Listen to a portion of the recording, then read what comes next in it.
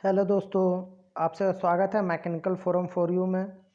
तो दोस्तों, आज हम लोग क्लास 10th के जो इलेक्ट्रिसिटी चैप्टर है ना, उससे कई इम्पॉर्टेंट फैक्ट देखेंगे, उसका इम्पॉर्टेंट कन्वर्जन देखेंगे कि कैसे वोल्टेज को करंट में, वोल्टेज का करंट के साथ रिलेशन, रेजिस्टेंस के साथ रिलेशन, इससे मतलब इलेक्ट्रिसिटी से रिलेटेड जितने भी डाउट हो गए सारा क्लियर हो जाएंगे। जितने भी कन्वर्जन से न्यूमेरिकल रिलेटेड जितने भी डाउट होंगे, मतलब जिस जिस फॉर्मूला से न्यूमेरिकल बनते हैं, किस तरीक़ा से वो कन्वर्ट होता है, ये सारा चीज़ हम लोग इस वीडियो में देखेंगे।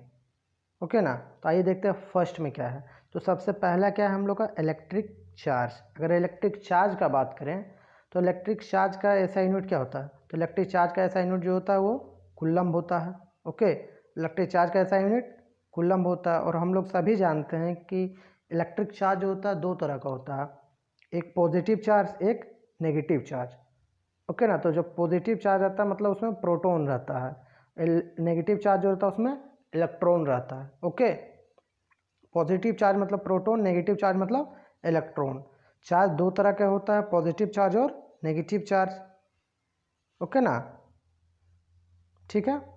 अब देखिए, तो अब चार्ज का कुछ प्रॉपर्टी भी होता है, मतलब ये चार्ज का कुछ गुण होता है। तो चार्ज का गुण क्या होता है, अगर ऑपोजिट रहेगा तो वह एक दूसरे को अट्रैक्ट करेगा, अगर सेम चार्ज रहेगा तो एक दूसरे को रिपल कर देगा। जैसे अगर नेगेटिव पॉजिटिव जुड़ता है तभी बल्ब जलता है, अगर पॉजिटिव पॉजिटिव जोड़ दे तो ब्लास्ट कर जाता है। ओके ना, मतलब कुछ नहीं होता है, रिपेल कर देता है। तो यही अगर अपोजिट रहेगा तो वो अट्रैक्ट करेगा, और नेगेटिव मतलब सेम रहेगा तो एक दूसरे को रिपल कर देगा। जैसे कि मैग्नेट के केस में भी होता है, अगर नॉर्थ पोल साउथ पोल रहता है तो अट्रैक्ट करेगा, अगर नॉर्थ पोल रहता है तो एक दूसरे को दूर ढकेलेगा। सेम कंडीशन यहाँ पर भी इलेक्ट्रिक चार्ज में भी होता है।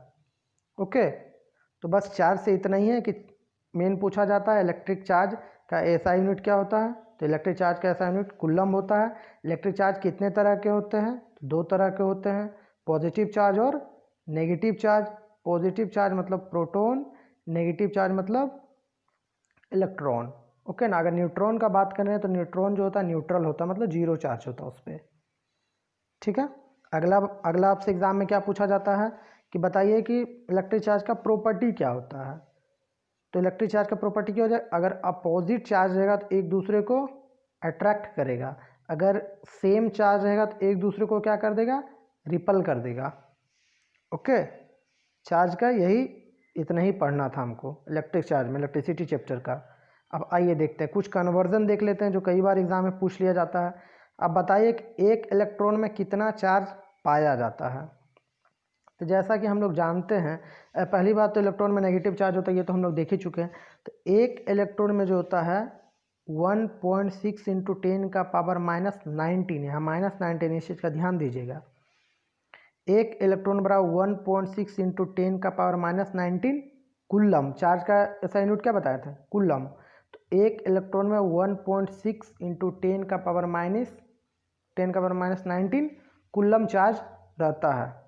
ओके, अगर पूछ दे कि एक चार्ज में कितना इलेक्ट्रॉन पाया जाता है, मतलब अगर एक चार्ज का बात करें मतलब एक कूलम में कितना इलेक्ट्रॉन टोटल होता है, इसको निकालने के लिए क्या करेंगे, हम लोग जानते हैं कि एक इलेक्ट्रॉन में कितना होता है 1.6 इंटू 10⁻⁻19 चार्ज। अब ये इतना चार्ज को हम एक चार्ज मान लीजिए, मान लें तो एक चार्ज होगा तो ये सेम बचपन वाला ही कॉन्सेप्ट, 5 कलम का 10 रुपया, तो एक कलम का दाम 10/5। ओके ना, 10/5 सेम वैसे कॉन्सेप्ट है। अगर एक चार्ज का निकालेंगे तो इधर जाके डिवाइड में चल जाएगा। अगर इसको जब डिवाइड करेंगे तो एक चार्ज बराबर मतलब एक कूलम बराबर कितना आ जाएगा, 6.25 इंटू 10⁻18, 6.25 इंटू 10⁻18 इलेक्ट्रॉन। मतलब एक कूलम चार्ज में 6.25 इंटू 10⁻18 इलेक्ट्रॉन पाया जाता है। ओके, इस चीज़ को नोट कर लीजिएगा, कई बार ये एग्जाम में पूछा जाता है कि एक कूलम चार्ज में कितना इलेक्ट्रॉन पाया जाता है, चाहे एक इलेक्ट्रॉन में कितना चार्ज पाया जाता है। तो एक इलेक्ट्रॉन का चार्ज हम लोग देख लिए 1.6 इंटू 10⁻⁻19 कूलम। आइए अब अगला टॉपिक देखते हैं क्या है। अगला कॉन्सेप्ट क्या है, अगला कॉन्सेप्ट है पोटेंशियल डिफरेंस। तो जैसा कि हम लोग जानते हैं पोटेंशियल डिफरेंस का ऐसा यूनिट क्या होता है, वोल्ट होता है।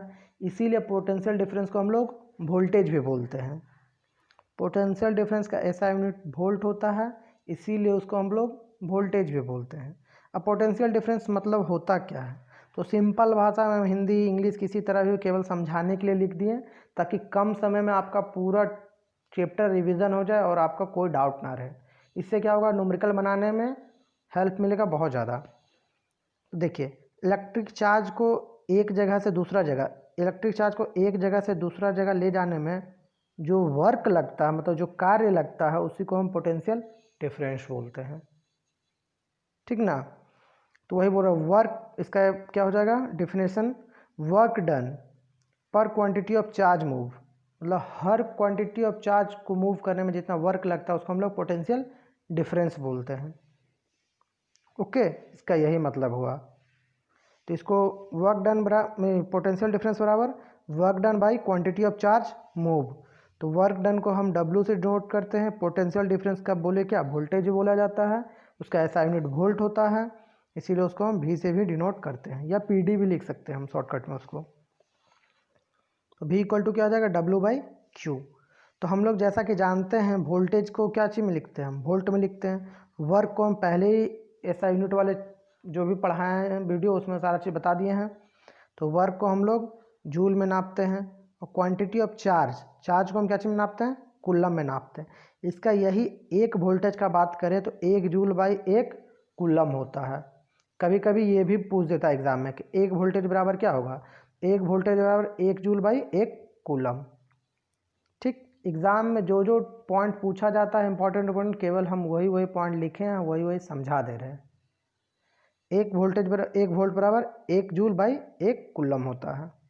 अगला देखते हैं, आइए। अब एक होता वोल्ट मीटर एक तरह का इंस्ट्रूमेंट बोलिए, एक तरह का मशीन बोलिए। वोल्ट मीटर हुआ एक मशीन है जिससे हम लोग क्या करते हैं, वोल्टेज को नापते हैं। इट इज़ मेजर्ड, मतलब ये वोल्टेज का बात कर रहे हैं, मतलब पोटेंशियल डिफरेंस का बात कर रहे हैं। तो वोल्ट मीटर एक इंस्ट्रूमेंट है जिसके द्वारा हम लोग वोल्टेज को नापते हैं। एक वोल्ट मीटर होता है, एक एमीटर होता है, दो तरह का मशीन इसमें हम लोग पढ़ेंगे। तो ये पहले हम लोग वोल्ट मीटर को पढ़ ले रहे हैं। तो वोल्ट मीटर जो है वह वोल्टेज को नापता है इसका, और वोल्ट मीटर का कुछ कैरेक्टरिस्टिक्स भी होता है, मतलब कुछ उसका गुण भी होता है उसके अंदर, जो वह शो करता है। इसमें क्या शो करता है वोल्ट मीटर, तो वोल्ट मीटर का हाई रेजिस्टेंस होता है। वोल्ट मीटर के पास क्या पाया जाता है, हाई रेजिस्टेंस क्या होता है, जो करंट को फ्लो करने में रोकता है। तो वोल्ट मीटर के पास हाई रेजिस्टेंस होता है। और एक चीज़ सबसे इंपॉर्टेंट, ये बहुत बार पूछा गया, वोल्ट मीटर का कनेक्शन कैसा होता है, तो वोल्ट मीटर हमेशा पैरेलल कनेक्शन में होता है, वोल्ट मीटर पैरेलल कनेक्शन में होता है। ओके, तो इस चीज़ से पोटेंशियल डिफरेंस वोल्टेज से आपको इतना ही चीज़ पढ़ना था। क्या क्या पढ़े हम लोग, आइए फिर से देख लेते हैं। तो पोटेंशियल डिफरेंस क्या होगा, कोई भी चार्ज को एक पॉइंट से दूसरे पॉइंट ले जाने में जितना वर्क का जरूरत होता है उसको हम लोग पोटेंशियल डिफरेंस बोलते हैं। पोटेंशियल डिफरेंस का एक और नाम क्या है, वोल्टेज। और तो पोटेंशियल डिफरेंस बराबर क्या हो गया, work done by quantity of charge move. इसी को V/W/Q भी लिखते हैं। इसका मतलब क्या हो गया, 1 वोल्ट बराबर 1 जूल बटा 1 कूलम। अब इसके बाद अब वोल्टेज को नापने के लिए वोल्ट मीटर का इस्तेमाल किया जाता है। वोल्ट मीटर में क्या क्या उसका खासियत है कि वह पैरेलल कनेक्शन में होता है, उसका रेजिस्टेंस काफ़ी ज़्यादा होता है, मतलब हाई रेजिस्टेंस होता है और पैरेलल कनेक्शन होता है।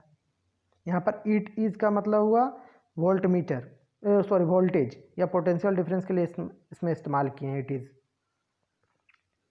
आइए अब अगला एक न्यूमेरिकल ले लेते हैं इसी से रिलेटेड। तो अगर 2 कूलम का चार्ज रहेगा और 118 वोल्ट से लेकर 128 वोल्ट तक अगर वह मूव करेगा या मूव कराना हो तो कितना वर्क डन का हमको ज़रूरत पड़ेगा। तो हम लोग पढ़े हैं पोटेंशियल डिफरेंस बराबर work done by quantity of charge move. तो हमको पता है क्वांटिटी ऑफ चार्ज कितना दिया हुआ, 2 कूलम, और हमारा जो पोटेंशियल डिफरेंस दिया हुआ कितना दिया हुआ, 118 वोल्ट और 128 वोल्ट। तो इसका हो जाएगा V2 माइनस V1, मतलब 128 माइनस 118 वोल्ट, ओके ना, equal to 10 volt. Potential difference हमारा कितना निकल जाएगा, 10 volt. Quantity of charge move कितना है, 2 कूलम। तो पता है पोटेंशियल डिफरेंस बराबर work done by charge, quantity of charge move. तो क्वांटिटी ऑफ चार्ज कितना दिया हुआ, 2 दिया हुआ। इससे हमारा वर्क डन क्या निकल जाएगा, जब इधर ये कितना दिया हुआ हमारा PD कितना दिया हुआ, PD हमारा ऊपर ही निकाले 10, तो ये 2 है, तो ये जाकर जब इंटू होगा तो 2 into 10 equal to work done कितना निकल जाएगा हमारा 20 जूल। वर्क डन जो हमारा निकलेगा क्या निकल जाएगा 20 जूल। इस चीज़ को ध्यान दीजिएगा। अब आइए देखते हैं अगला। अगला में हम लोग क्या पढ़ना है, ऊपर काफ़ी सिंपल न्यूमेरिकल था, उसको खुद से भी सॉल्व कर सकते हैं। पोटेंशियल डिफरेंस बराबर work done by quantity of charge move. अब आइए अगला देखते हैं। अगला में क्या दिया इलेक्ट्रिक करंट। तो इलेक्ट्रिक करंट क्या होता है, इलेक्ट्रिक करंट मतलब फ्लो ऑफ इलेक्ट्रिक चार्ज।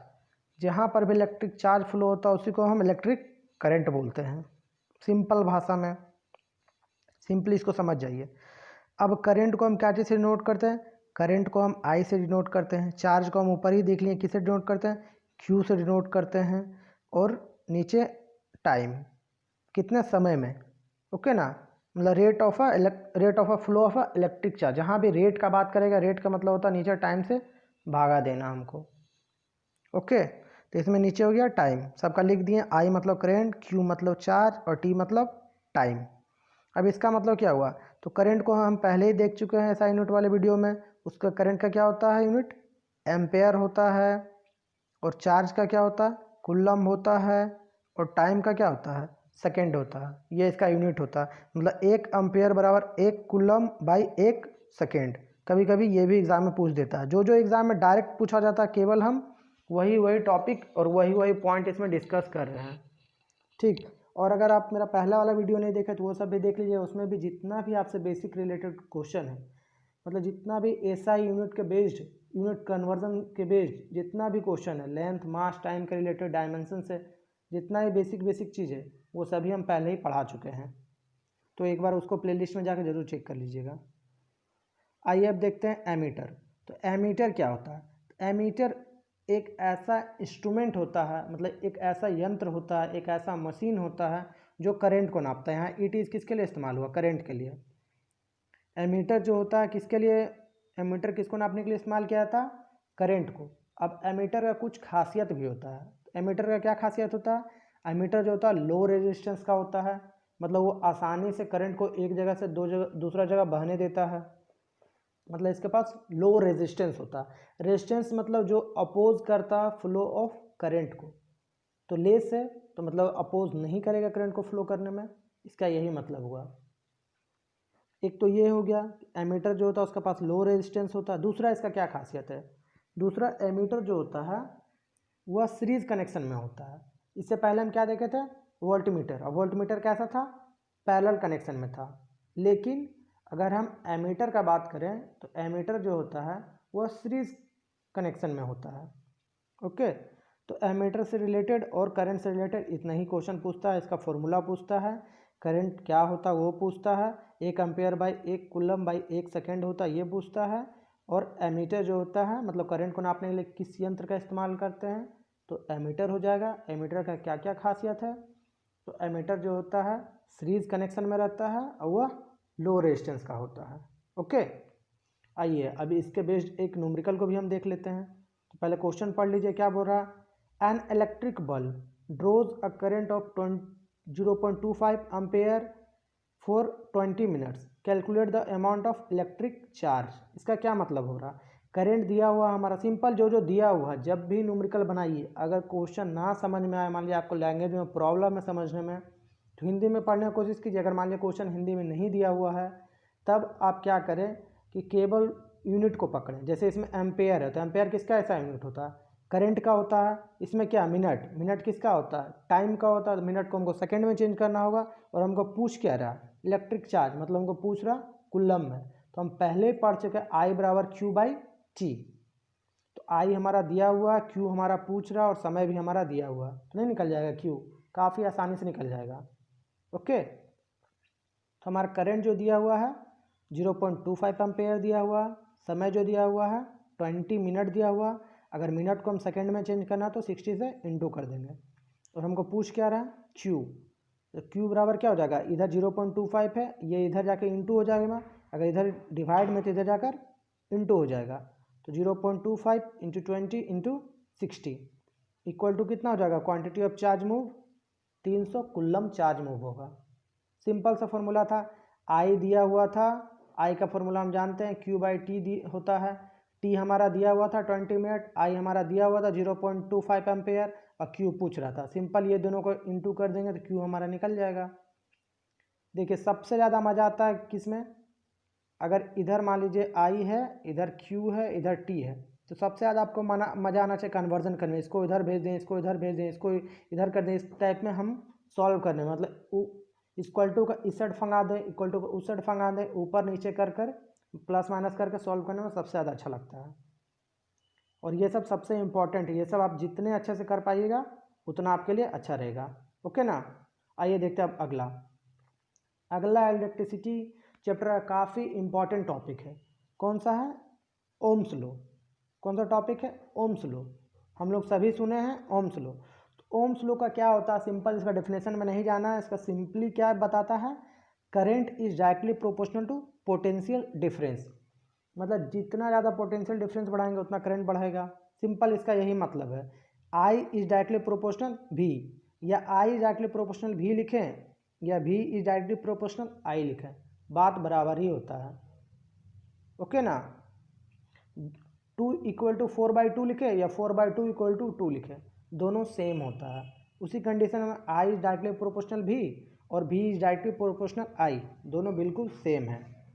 इसका मतलब क्या हुआ, हम लोग सभी को पता है जब भी प्रोबेबिलिटी हटता है तो एक कांस्टेंट लाता है। यहाँ पर जो कांस्टेंट हो क्या है, यहाँ पर कांस्टेंट हमारा आर है, और आर को क्या बोलते हैं हम लोग, रेजिस्टेंस बोलते हैं। तो आर का अगर निकालेंगे तो आई इधर इंटू में था, इधर जाएगा तो क्या हो जाएगा, डिवाइड में चल जाएगा, तो R equal to V by I हो जाएगा। आर इक्वल टू क्या हो जाएगा, वी बाई आई। और इसी तरह अगर आई का निकालेंगे तो वी बाई आर हो जाएगा। सिंपल इस बार आर को भेज दीजिए इस साइड, इस बार क्या करना है, आई को रख के आर को भेज देना इस साइड, I equal to V by R होता है। ओके, इस चीज़ को नोट डाउन कर लीजिएगा। ओम्स लॉ में क्या पढ़े हम, करंट जो होता है डायरेक्टली प्रोपोर्शनल पोटेंशियल डिफरेंस होता है, और जब प्रोबेबिलिटी का साइन हटता है तो एक कांस्टेंट आता है। यहाँ पर जो कांस्टेंट आया है उसका सिंबल क्या है, आर है, उसको हम लोग बोलते हैं क्या है, रेजिस्टेंस। क्या बोलते हैं, रेजिस्टेंस। रेजिस्टेंस क्या होता है, जो करंट को फ्लो करने में अपोज करता है।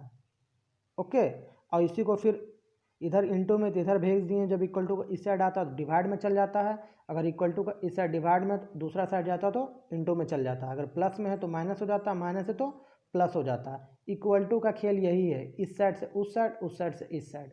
मान लिया बीच में इक्वल टू एक नदी का तरह है, इस पार से उस पार जाइएगा तो आप चेंज हो जाएगा, उस पार से इस पार आइएगा तो आप चेंज हो जाइएगा। इसका यही मतलब निकलता है। आइए देखते हैं अब एक अगला न्यूमेरिकल देख लेते हैं कि इंपॉर्टेंट न्यूमेरिकल है। यह न्यूमेरिकल में क्या बोल रहा है, अगर पोटेंशियल डिफरेंस हमारा 24 वोल्ट दिया हुआ, क्या बोल रहा, पोटेंशियल डिफरेंस हमारा 24 वोल्ट दिया हुआ, और अगर रेजिस्टर मतलब रेजिस्टेंस जो होता है 60 ओम्स दिया हुआ। हम लोग को पता है, पहले पढ़ चुके हैं हम लोग, रेजिस्टेंस का ऐसा यूनिट क्या होता है, ओम, और रेसिस्टिविटी का ऐसा यूनिट क्या होता है, ओम मीटर। तो यहाँ पर हमारा रेजिस्टर है मतलब रेजिस्टेंस है, इसका 60 ओम हो गया, और पोटेंशियल डिफरेंस का हम पहले पढ़ चुके हैं, ऐसा यूनिट क्या होता है, वोल्ट होता है, उसको 24 वोल्ट हो गया। हमको पूछ क्या रहा, करेंट। क्या पूछ रहा, करेंट। तो हम लोग पहले ही देखें क्या करेंट का बराबर क्या दिखा, I equal to V by R, I equal to V by R. Okay ना। अब इसी तरह आई अगर हमको निकालना हो तो भी हमारा कितना दिया हुआ, 24 वोल्ट दिया हुआ था, और रेजिस्टेंस कितना दिया हुआ था, 60 ओम। अगर इसको डिवाइड कर दिया जाए तो करंट कितना निकल जाएगा हमारा, 0.4 एम्पेयर। कितना निकल जाएगा, 0.4 एम्पेयर। ओके ना। तो सिंपल सा फॉर्मूला एक लगाए हैं, put the value and get the answer. केवल जो वैल्यू दिया हुआ उसको क्वेश्चन में डालिए, फॉर्मूला में डालिए और आंसर को निकाल लीजिए। ज़्यादातर एग्ज़ाम में इसी टाइप का क्वेश्चन पूछा जाता है, एकदम सिंपल। लेकिन अगर आपको नहीं याद रहेगा फॉर्मूला तो आप इसको नहीं बना पाइएगा।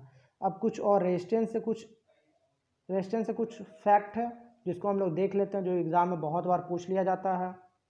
तो पहले तो हम रेजिस्टेंस बहुत बार बता चुके हैं, रेजिस्टेंस क्या होता है, अब आप लोग खुद बोल के एक बार देखिए। तो रेजिस्टेंस जो होता है जो करंट को फ्लो करने से रोकता है, to oppose the flow of current are known as resistance. Okay ना। अब रेजिस्टेंस में कुछ फैक्टर, कंडक्टर मतलब क्या होता है, तीन चीज़ होता है, कंडक्टर, इंसुलेटर और सेमी कंडक्टर। कंडक्टर जिससे पूरा करंट फ्लो करे, इंसुलेटर जिससे थोड़ा सा भी करंट ना फ्लो करे, और सेमी कंडक्टर में कौन कौन सा आ जाएगा, तो सेमी कंडक्टर में जिसमें थोड़ा सा फ्लो करे और थोड़ा ना करे। ओके, सिलिकॉन को बोला जाता है ज़्यादातर सेमीकंडक्टर, मतलब कुछ फ्लो करता कुछ ना नहीं फ्लो करता, उसको उस तरह का जो होगा वो सेमीकंडक्टर कहलाएगा। तो यहाँ पर अगर हम कंडक्टर में बात करें तो कंडक्टर के हिसाब से रेजिस्टेंस कैसे वेरी करता है, ओके ना। तो रेजिस्टेंस जो होता है कंडक्टर का उसका लेंथ पे डिपेंड करता है, मतलब डायरेक्टली रेजिस्टेंस जो होता है directly proportional length of conductor होता है। जैसे जैसे हमारा लेंथ को बढ़ाएंगे वैसे वैसे हमारा रेजिस्टेंस बढ़ेगा। मतलब आप लोग भी देखें जितना लंबा तार लगेगा उतना कम करंट जाएगा, ज़्यादा दूर अगर ले जाना हो हमको तो कम जाएगा। मतलब रेजिस्टेंस बढ़ रहा है लेंथ के अकॉर्डिंग। अगर जैसे ही रेजिस्टेंस बढ़ रहा तो हमारा क्या होगा, करंट फ्लो क्या हो जाएगा, हमारा करंट फ्लो हमारा घट जाएगा। जितना ज़्यादा रेजिस्टेंस बढ़ेगा करंट फ्लो घटेगा, जितना ज़्यादा रेजिस्टेंस घटेगा करंट फ्लो हमारा उतना बढ़ेगा। ऊपर ही देख चुके हैं हम। तो रेजिस्टेंस जो होता है डायरेक्टली प्रोपोर्शनल होता है किसके, लेंथ ऑफ कंडक्टर के। जितना लंबा तार रहेगा उतना कम करंट फ्लो करेगा, मतलब उसमें उतना हाई रेजिस्टेंस होता है। अब अगला देखिए, अगला क्या है कि रेजिस्टेंस जो होता है इन्वर्सली प्रोपोर्शनल होता है क्रॉस सेक्शन एरिया के। ये अगर 1/, में तो ये इन्वर्सली प्रोपोर्शनल हो गया। इन्वर्सली प्रोपोर्शनल मतलब क्या होता है, ठीक उल्टा। मतलब जैसे जैसे अगर हम रेजिस्टेंस को बढ़ाएंगे वैसे वैसे हमारा एरिया ऑफ क्रॉस सेक्शन घटेगा, ओके। और जैसे जैसे मान लीजिए एरिया ऑफ क्रॉस सेक्शन को हम बढ़ाएंगे तो वैसे वैसे रेजिस्टेंस हमारा घटेगा। इसका यही मतलब हुआ, मतलब जितना मोटा तार लेंगे उसमें करंट उतना ज़्यादा फ्लो करता है, ये तो आप भी जानते हैं। जितना मोटा तार लेंगे करंट हमारा उतना ज़्यादा फ्लो करेगा, मतलब उसमें रेजिस्टेंस हमारा उतना कम होगा, ठीक ना। इस चीज़ का आप ध्यान दीजिएगा, जितना मोटा तार लेंगे हमारा करंट उतना ज़्यादा फ्लो करेगा, इसका मतलब क्या हो, रेजिस्टेंस हमारा उतना कम होगा। इसीलिए ये हो गया इन्वर्सली प्रोपोर्शनल, मतलब ठीक उल्टा। अब एक अगला देखिए, अगला क्या होता है, रेजिस्टेंस जो होता है डायरेक्टली प्रोपोर्शनल होता है टेम्परेचर का। किसके, टेम्परेचर का। जितना ज़्यादा हम टेम्परेचर को बढ़ाएंगे उतना ज़्यादा हमारा रेजिस्टेंस बढ़ेगा, ठीक। इस चीज़ को नोट डाउन कर लिए। तो रेजिस्टेंस जो होता है 3 फैक्टर पे अफेक्ट करता है कंडक्टर के हिसाब से। अगर कंडक्टर का लेंथ को बढ़ाएंगे रेजिस्टेंस बढ़ेगा।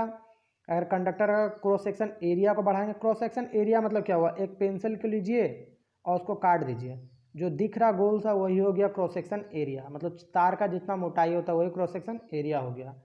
तो क्रॉस सेक्शन एरिया जितना ज़्यादा हम बढ़ाएंगे रेजिस्टेंस हमारा उतना ज़्यादा घटेगा। टेम्परेचर जितना ज़्यादा बढ़ाएंगे कंडक्टर का रेजिस्टेंस हमारा उतना ज़्यादा बढ़ेगा, क्योंकि ये इसके डायरेक्टली प्रोपोर्शनल है। डायरेक्टली प्रोपोर्शनल और इन्वर्सली प्रोपोर्शनल का भी खेल जान लिए। डायरेक्टली प्रोपोर्शनल होता है ठीक उसी की तरह बढ़ता है, और इन्वर्सली प्रोपोर्शनल जब रहता है तो जैसे वो बढ़ा वैसे ही घटा।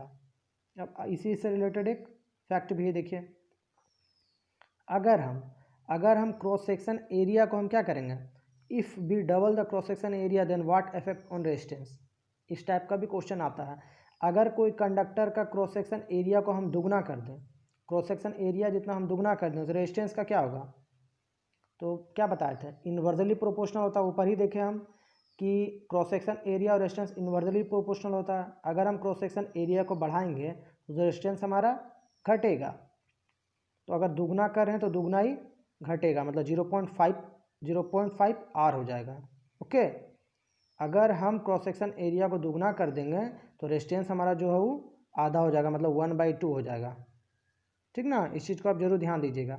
अब एक और इम्पॉर्टेंट फैक्ट क्या है, एक और आता है रेजिस्टेंस के बाद रेसिस्टिविटी। तो रेसिस्टिविटी में क्या होता है, हम तो ऊपर ही देख लिए, आर जो होता है रेजिस्टेंस डायरेक्टली प्रोपोर्शनल लेंथ का होता है, और रेजिस्टेंस जो होता है इन्वर्सली प्रोपोर्शनल एरिया का होता है। और इसका मतलब क्या हुआ, आर जो होता है डायरेक्टली प्रोपोर्शनल एल का हो जाएगा, इन्वर्सली प्रोपोर्शनल ए का हो जाएगा, मतलब दोनों को हम एक में कॉम्बाइन कर दिए इसमें। अब हम लोग को पता है कि जब भी हम प्रोपोर्शनलिटी हटाते हैं, हमेशा याद रखिएगा ज़िंदगी में कभी भी अगर ये प्रोपोर्शनलिटी हटेगा तो कोई ना कोई अपने साथ एक कांस्टेंट को लेकर जरूर आएगा। तो इसमें जो कांस्टेंट आता है उसी का नाम है रेसिस्टिविटी। इसको डिनोट क्या चीज़ से करते हैं, हम रोह से डिनोट करते हैं। मतलब इसमें जो आता है कांस्टेंट जो निकला, अगर प्रोपोर्शनलिटी साइन को हटाते हैं तो रेसिस्टिविटी कांस्टेंट आएगा। तो R equal to rho into L by A हो जाएगा। अगर हम इसी में रोह का वैल्यू निकालेंगे तो रोह का वैल्यू निकालेंगे तो ये इधर जाके गुना हो जाएगा, ये इधर आके डिवाइड में आ जाएगा, तो R into A by L हो जाएगा। जहाँ कि R क्या होता है, R का ऐसा यूनिट ओम होता है, ए का मीटर स्क्वायर होता है और लेंथ का मीटर होता है। और रेसिस्टिविटी का हम लोग पहले ही पढ़ चुके हैं, क्या होता है ऐसा यूनिट, रोह बोल रहे हैं, ओम मीटर होता है। क्या होता है, ओम मीटर। सिंपल सा था, ज़्यादा टफ नहीं था। इसको अच्छे से समझिएगा, काफ़ी मेहनत से बनाए वीडियो और काफ़ी धीरे धीरे कर कर आप लोग को एकदम अच्छा से समझाएं, क्योंकि इलेक्ट्रिसिटी चैप्टर में बहुत ज़्यादा कन्फ्यूज़न होता है बच्चों को। इसे बहुत अच्छा से समझाएं, इसको ध्यान से पढ़िएगा आप। ओके, अगर कोई कुछ डाउट है तो कमेंट कीजिएगा उसको, और अगर वीडियो पसंद आता है तो लाइक करें, शेयर करें, सब्सक्राइब करें। आइए देखते हैं अब अगला। अगला क्या होता है, एक नाइक्रोम होता है। नाइक्रोम के पास क्या होता है, नाइक्रोम का जो होता है जैसे आयरन में लगा होता है नाइक्रोम, तो उसका हाई रेसिस्टिविटी होता है। क्या होता है, हाई रेसिस्टिविटी होता है। ओके ना, इसीलिए उसको हम आयरन में इस्तेमाल करते हैं। मतलब बहुत ज़्यादा टेम्परेचर, ज़्यादा रेजिस्टेंस होने के कारण क्या होगा, जितना ज़्यादा रेजिस्टेंस रहता है उतना ज़्यादा उसमें हीट जनरेट होगा। क्यों, क्योंकि वह करंट को फ्लो होने से रोकेगा, और जितना ज़्यादा फ्लो होने से रोकेगा उतना ज़्यादा उसके अंदर गुस्सा आएगा, आक्रोश आएगा, और उतना ज़्यादा वो हीट को प्रोड्यूस करेगा। ओके, इसका यही मतलब हुआ। हाई रेसिस्टिविटी का मतलब करंट कम फ्लो हो पा रहा है, इसलिए वहाँ पर ज़्यादा हीट जनरेट हो पा रहा है, क्योंकि उसको रोक रहा। कोई भी चीज़ अगर आगे जाना चाहेगा और आप उसको रोक रहे हो तो जाहिर सी बात है घर्षण होगा, और वहाँ पर घर्षण होने के कारण हीट जनरेट हो जाता है। तो नाइक्रोम जो होता है आयरन में इस्तेमाल किया जाता है, इसका हाई रेसिस्टिविटी होता है। ओके, अब एक बल्ब, जो 100 वाट वाला बल्ब जो आता है पीला वाला, 100 वाट वाला जो बल्ब आता है पीला वाला, उसमें जो फिलामेंट बना होता है वो किसका बना होता है। बहुत बार ये क्वेश्चन पूछा गया एग्जाम में, तो वह इसको लिख लीजिएगा अच्छा से कहीं नोट करके। वह जो फिलामेंट रहता है वो टंगस्टन का बना होता है। किसका, टंगस्टन का। ओके ना। अब देखिए, अगर रेजिस्टेंस को बात करें, रेजिस्टेंस को अगर हम सीरीज में जोड़ेंगे तो क्या होगा, तो रेजिस्टेंस को अगर सीरीज में जोड़ेंगे तो R1 plus R2 plus R3 हो जाएगा। और यह सीरीज कनेक्शन का हम इस्तेमाल किस में करते हैं, सीरीज कनेक्शन रेजिस्टेंस का हम लोग इस्तेमाल किस में करते हैं, तो टूनी बोल में। देखते हैं वो टूनी बोल में एक खराब होता होगा, उसका आगे वाला कोई भी नहीं जलता होगा, तो उसमें जो है सीरीज कनेक्शन होता है। ओके, टूनी बोल में जो होता है सीरीज कनेक्शन होता है। अब अगर रेजिस्टेंस को हम पैरेलल में जोड़ेंगे तो पैरेलल में जोड़ें तो इसका फॉर्मूला जाए 1/RT equal to 1/R1 plus 1/R2। जब इसको सॉल्व करेंगे तो RT equal to R1 into R2 by R1 plus R2, ये दोनों का हम एलसीएम ले लेंगे, और इससे ये गुना हो जाएगा, ये इससे ये होगा। ओके ना, इस हिसाब से आपको समझ में आ गया होगा। अगर पैरेलल में जोड़ें तो उसका क्या फॉर्मूला होगा। और पैरेलल कनेक्शन का इस्तेमाल कहाँ करते हैं, तो पैरेलल कनेक्शन का जो हम अपने घर में जो देखते हैं फैन चलाते हैं तो केवल फैन ही चलता है, बल्ब नहीं जलता है। तो मतलब ये पैरेलल कनेक्शन है, सबका अलग अलग कनेक्शन है, इसी को बोलते हैं पैरेलल कनेक्शन। एक जो लगातार एक ही में सारा कनेक्शन हो वो हो गया हमारा सीरीज कनेक्शन।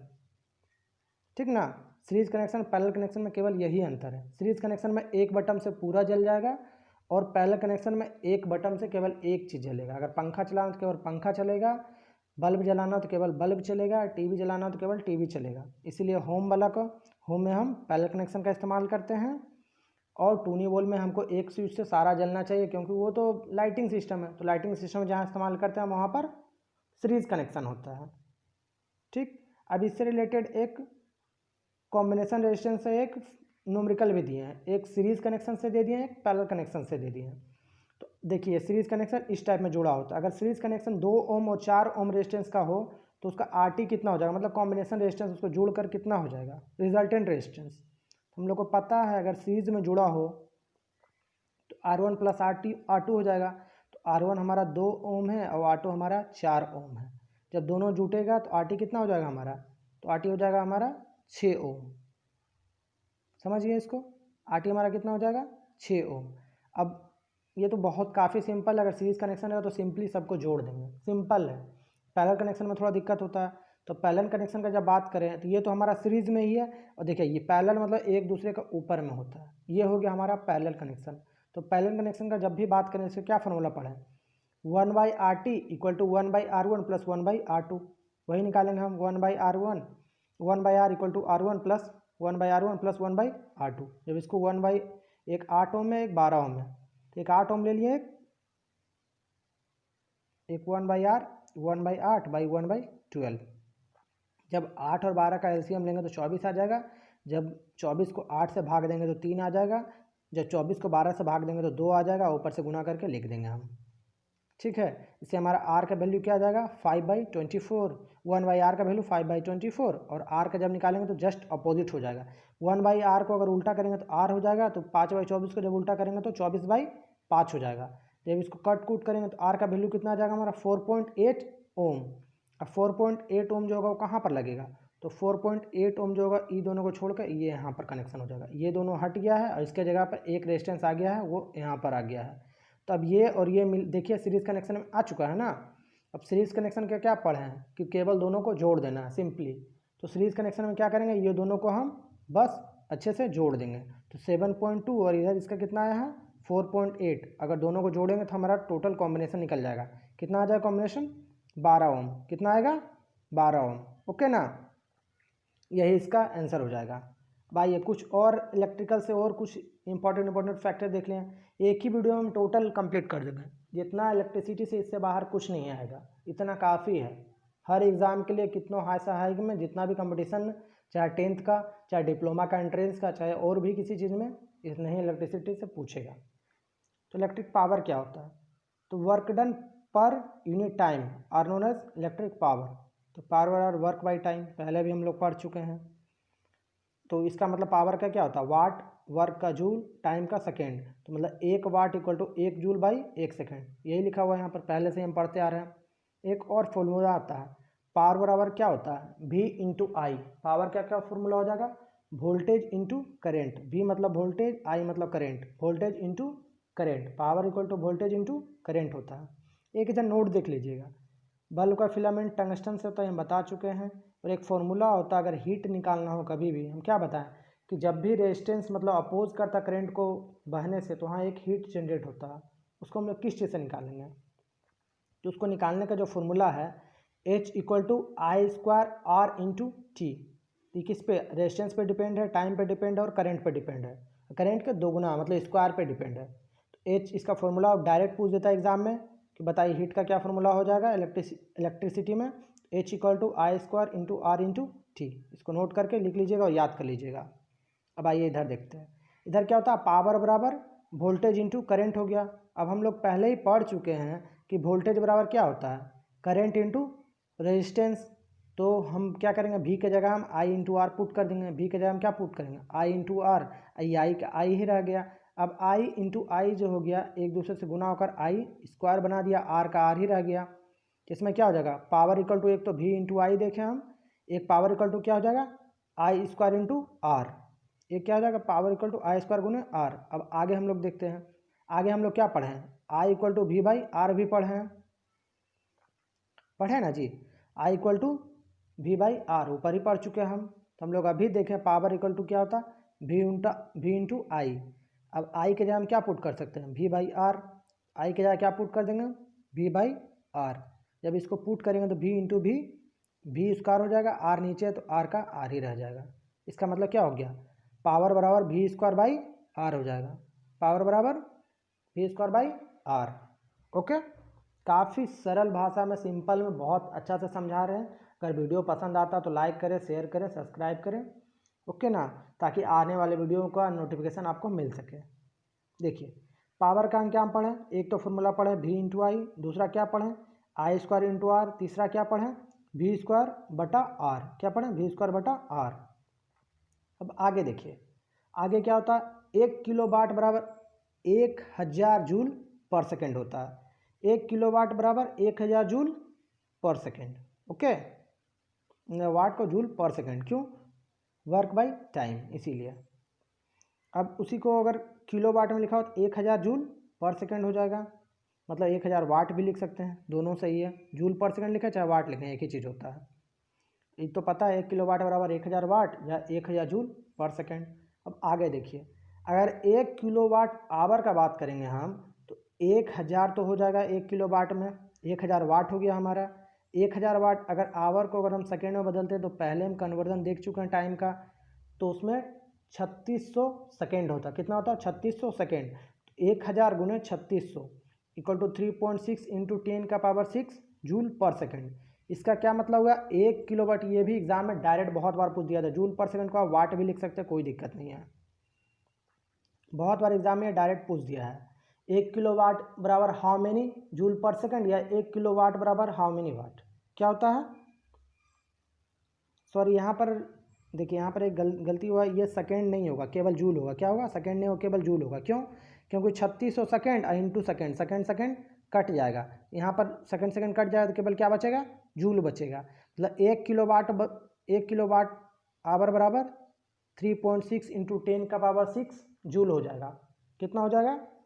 1 किलोवाट आवर बराबर, बहुत बार एग्जाम में बहुत बार ये डायरेक्ट पूछ चुका है। और 1 किलोवाट आवर क्या चीज़ का हम बताए थे पहले ही कि यह जो हमारा घर में जो मीटर रहता है उसमें जो एक यूनिट बताता है वो यही 1 किलोवाट आवर बताता है। मतलब इलेक्ट्रिक यूनिट चार्ज जो होता है हमारा 1 किलोवाट आवर होता है, जिसके हिसाब से हम पैसा जो पे करते हैं। इसका क्या हो जाएगा? ये जूल, ये सेकंड कट जाएगा, इसीलिए केवल जूल ही होगा। इसका क्या होगा? जूल। मतलब 1 किलोवाट आवर बराबर 3.6 इंटू 10⁻6 जूल। दोस्तों अगर वीडियो पसंद आया तो इस वीडियो को लाइक करें, शेयर करें, सब्सक्राइब करें। काफ़ी मेहनत से सारा कंटेंट धीरे धीरे करके सारा कंटेंट चुन चुन के लिखे हैं। एक एक को सबसे न्यूमेरिकल भी लिए हैं। इतना मेहनत से इतना धीरे धीरे बहुत अच्छा से बताए हैं। अगर वीडियो आपको अच्छा लगता है तो वीडियो को शेयर करें, लाइक करें और चैनल को ज़रूर सब्सक्राइब कर लें ताकि आने वाले वीडियो का नोटिफिकेशन आपको सबसे पहले मिल सके। ओके दोस्तों, इसी तरह के हम लोग वीडियो लाते रहेंगे। धन्यवाद। सबसे पहले आपका बेसिक जितना होगा वही क्लियर करेंगे। ओके, थैंक यू दोस्तों।